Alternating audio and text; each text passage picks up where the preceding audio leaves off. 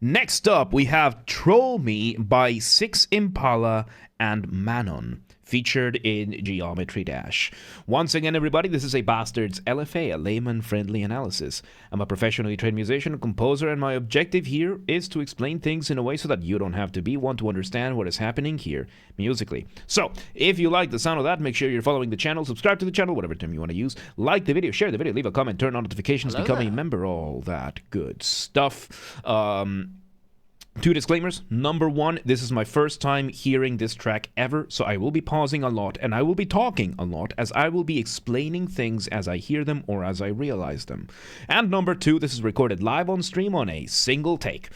I will stumble upon my words. Whatever happens, happens. With that being said, let's do this. Troll Me. Let's go. You're listening to Six Impala. Okay. We're 5 seconds in.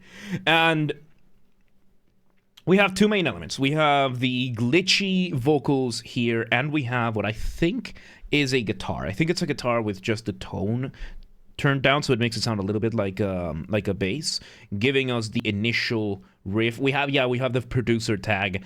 I am not that big a fan of that. I find that cheapening of music, but it works. It works. I just don't like it. It doesn't mean it doesn't work, because it does. It absolutely does. So yeah, we have this thing going on, and we have the guitar. I think it's a guitar giving us a riff. So when it comes to... Oh, this is from the previous one. When it comes to music, you usually have what is called a motif. The motif being the smallest version of your musical idea, the seed, the essence from which everything else comes from.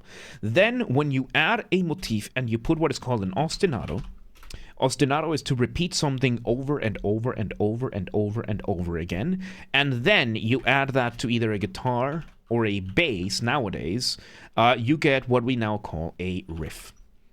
A guitar riff, a bass riff, it is a way of doing motifs with ostinato. You can repeat them a lot. They are easier to... They are way easier to develop than motifs, because motifs are basically a very raw version of an idea, while a riff is a lot more defined and a lot more flexible in that sense. So it's one of the reasons why most musicians nowadays will use riffs instead of motifs, because it's that. So you're listening to ABC News. Yeah, production tag. Yeah, there you go. Let's see where it goes. Oh, there you go. The tone of the guitar is becoming more... Okay, so this is really cool. So we have the guitar riff doing its thing, and we are in a song. We are in an actual song. So we are used to calling pretty much any audiophile a song. However, there is a distinction to be made. A piece or a track is an instrumental work. There are no lyrics, there's no singing, or if there is, it's not the focal point and it's not the driving force of the music. However, you then have songs. A song has vocals, a song has lyrics, and the song is going to have the singing be the driving force of the music. In this case, you can very clearly hear how the vocalist is the one carrying the melody while the guitar is providing what we call accompaniment. That is the difference. So we colloquially, it's just an easier term to just call everything a song. I call everything a song, even though I'm a professionally trained musician, because it's just easier, and it's easier to understand that way. However, to be precise, a piece or a track would have either no vocals or the vocals would not be the driving force. For example, Beethoven's Ode to Joy Symphony, I think that's the 9th Symphony, that one has a chorus at the end. That's not a song. That's still a symphonic movement, because the chorus is just doubling what the orchestra is doing. It's just playing what the orchestra is doing. They just have some sort of lyrics. However, what we're hearing right now is a song. And song structure is a lot easier to define than instrumental structure. Because usually in instrumental structure, we have to go like, okay, we have section A, which is going to have like this version of the motif, and then we're going to develop it into section B, which is going to be a contrasting section, and then we're going to have like maybe back to section A, maybe section C. We're going to have like all these kinds of things that become very like specific to each individual piece. As to and opposed to that, you have a song, and the song is going to have a lot more easily defined structure. You're going to have an intro, which was the little producer tag plus the guitar riff. Now we are in a verse. The verse is going to be, when you go through text, the melodies are going to be a little bit simpler, a little bit less catchy than they could be, but the point of a verse is to go through as much text as possible, text over music. Then, usually you're going to have a chorus, which is going to be the more melodic, catchy part of the song, which is going to be music over text. You're probably going to use less music, less text, and you're going to be using more musicality on this whole thing. There can be like pre-chorus, there are breaks, there are solos, a lot more stuff like of that, but usually you're going to have intro, verse, chorus, and then maybe an outro. And sometimes you just go intro, verse, chorus, then back to verse, then back to chorus, and then you go. So let's see which type of structure we get with this one. Let's go. Nice, so click, nice. Nice. Ooh, variation of that, and okay, so we had a very quick verse, and now we are doing what sounds to be like the melody of the chorus. We are 30 seconds in, but it seems we are getting a quick preview of the whole song within the first minute, and then we're gonna jump in with the beat. The guitar is awesome, by the way. This is a really, really cool guitar riff. I really like the guitar riff. The voice is beautiful. She's got a very beautiful voice. And we are getting this very beautiful melody with the accompaniment. Let's just see where it goes.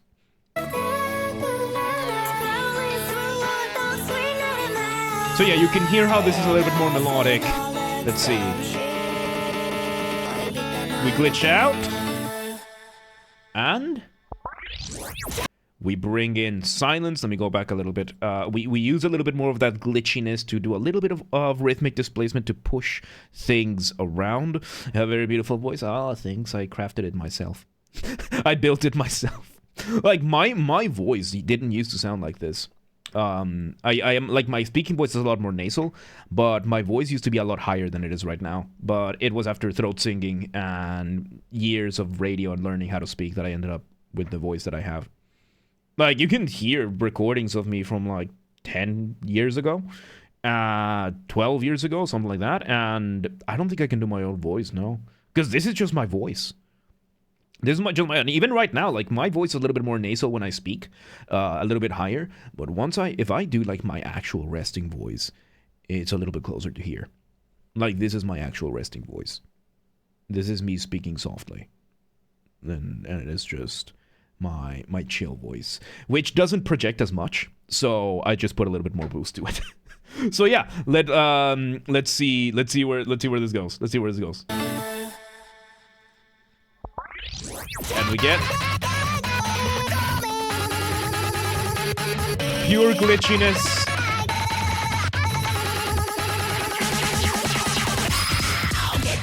Ooh. Okay, that took a very, very different turn than I expected. That took a very different turn than I expected. And to close the subject, I think my voice changed when I learned how to do throat singing and I learned how to do growling. Like, it inevitably dropped my voice a lot more. Because, you know, throat singing is that kind of sound, the growling, the kind of thing. So that ended up dropping my voice a little bit more as I crafted it. And I also learned how to speak. I have a full video on how to speak, by the way. If you're interested in learning how to speak, I made like a full 10-20 minute video, and it's on the YouTube channel. So there's that. So yeah, no, now we bring in these glitchy stuff. We go like this kind of punk, kind of metal, but not really. And I was not expecting this. I was not expecting this. This we would call a break, structurally speaking. So we have the chorus, we have a quick verse, quick chorus, and now we're having a break, which is completely different material. Very, very, very, yeah. And yeah, there's a difference between knowing how to talk and knowing how to speak. There's a big difference between those two. So, yeah, let's see how this goes.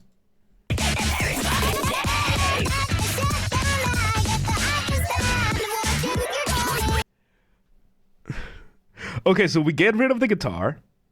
We bring in the drums that are doing a little bit of side chaining.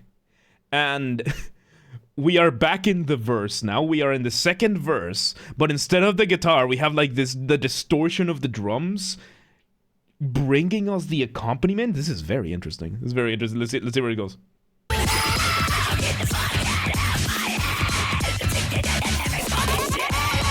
I like this. So we are now doing a little bit of call and response between this whole thing. Nico, hi, welcome to today. How you doing? Hello there. We are having this back and forth between the clean vocals and the screaming, doing a call and response. And you can hear it, right? Call, response, it's a musical conversation. The clean vocals sings, immediately followed by the screaming. We're going back and forth. This is very bizarre. I like it. Let's see where it goes. The verse is there. These are really good screams, dude.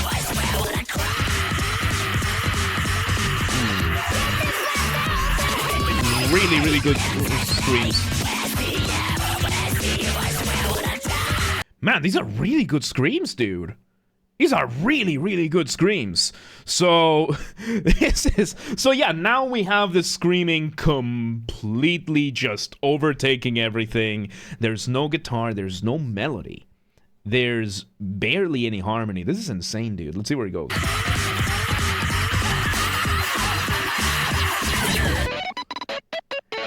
There's the guitar.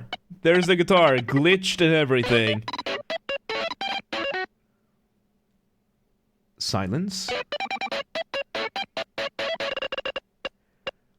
I like this, dude. Oh my god, this is so bizarre. This is not something I would sit down and listen to, but this is so funny. So I find this funny. So we are having this guitar glitching out, like everything is glitching out. And it's so well emulated to sound like it's actually breaking. Not in the sense like, oh man, the amplifier is breaking, but like the computer itself is glitching. I find this funny. Let's see where it goes. And yeah, we're having the guitar doing another riff, a variation of this. Ooh. We bring in the chords. And we might bring the chorus here. So, structurally speaking, I can't believe... So, we had another verse. We had verse 2. And now, it looks like we had a pre-chorus with that guitar building this whole thing. That moment with the guitar, I think that would be another break. Now we have a pre-chorus, and we're about to enter another chorus. I think. Let's see if I'm right. The sound design is insane, yeah. Pre-chorus, yep. We're building up, building up, building up. And the growl, the screams are so good, dude. Man, it's a really good build up. How are you going to resolve this?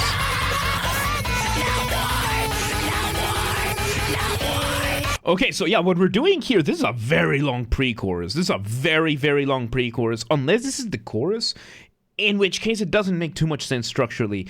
But yeah, once again, when you're making music, you're doing one of two things. You are building tension or you are resolving the tension. The point in between we call a cadence.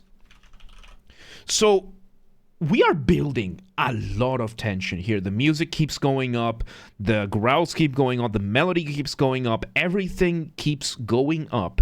This cadence, there are two ways this is going to work. Either we are going to get an incredible, super cathartic cadence, or we are not going to resolve it.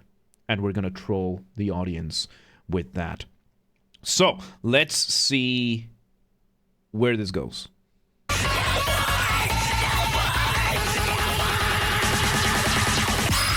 There you go. And we are in the chorus number 2. So we're probably going to do the chorus number 2. And then we are going to be the outro, so...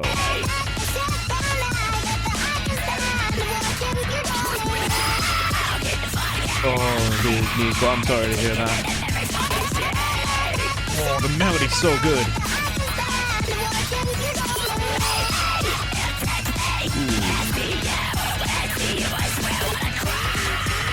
Oh, these screams are really good.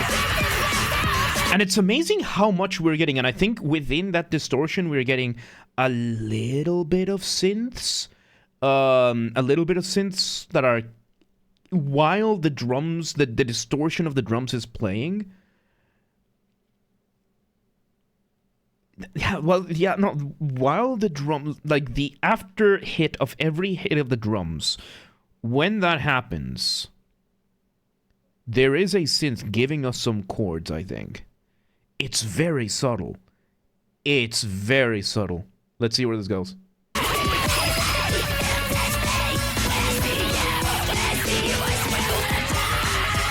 Very cool. How are you gonna end this though?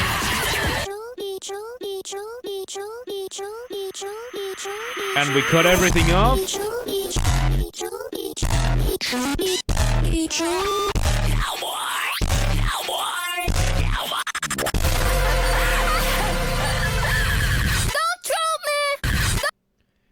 And it ends incomplete. Okay, so we end with saying the thing. It builds up more tension. And what an ending. The ending is incomplete. Trolling the audience.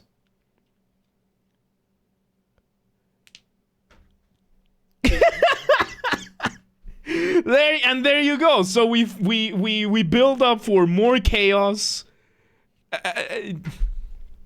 And there you go. There you go. Oh my god, that was... There you go. That was Troll Me by Six Impala and Manon. Really, really good stuff. That was funny. I found that funny. So yeah, once again, everybody, this has been a Basterd's LFA, a layman-friendly analysis. I'm a professionally trained musician, a composer, and my objective here has been to explain things in a way so that you don't have to be one to understand what's happened here musically. So if you're watching this on the video, YouTube, archive thing, thank you for watching. Make sure you're following the channel, subscribe to the channel, whatever term you want to use. Like the video, share the video, leave a comment, turn on notifications, become a member, all that good stuff. If you want to listen to this without me interrupting every 3 seconds, I will be linking it in the description down below. If you want to request a song, if you're on the live stream, you can start requesting. If you're not on the live stream, you go to the Discord server, link down below, go to the LFA requests channel, follow the instructions on the pinned messages. And if you want to catch the streams when they happen live, we aim for Monday through Friday, 6 p.m. Central European Time, full stream schedule showing in your local time zone in case you don't live in Europe.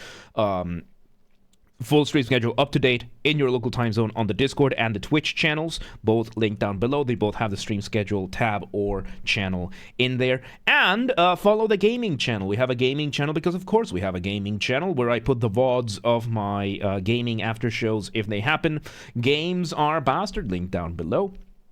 Or search on YouTube for Games Are Basterd. Same username as James R. Basterd. Just swap the J for a G and you got it. And there you go. Troll Me by Six Impala and Manon. I found that funny, man. That was funny. Really good stuff, man. But yeah, let's move on.